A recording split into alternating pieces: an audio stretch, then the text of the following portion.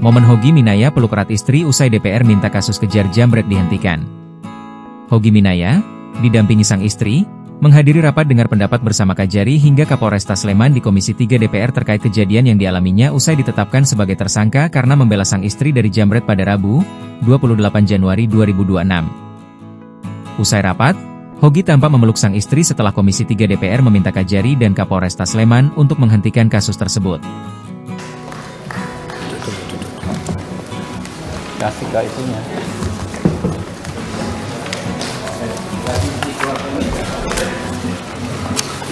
Tampak juga, Hogi mencium kening sang istri usai Komisi 3 DPR menegaskan penghentian kasus yang menjerat dirinya.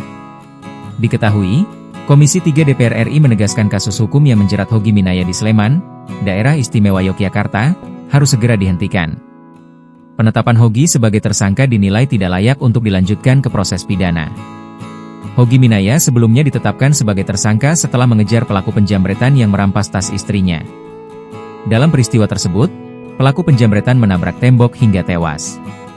Namun, DPR menilai tindakan Hogi tidak dapat dikategorikan sebagai tindak pidana.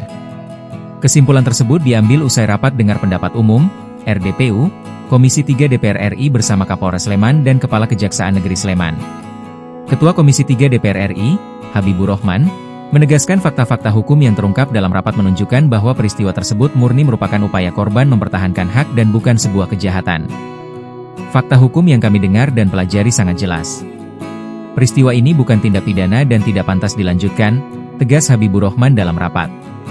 Dalam kesempatan yang sama, Kapolres Sleman Kombes Pol Edi Setianto Erning Wibowo menyampaikan permohonan maaf kepada keluarga Hogi Minaya serta masyarakat Indonesia atas kegaduhan yang terjadi akibat penanganan kasus tersebut. Download Tribun X sekarang, menghadirkan lokal menjadi Indonesia.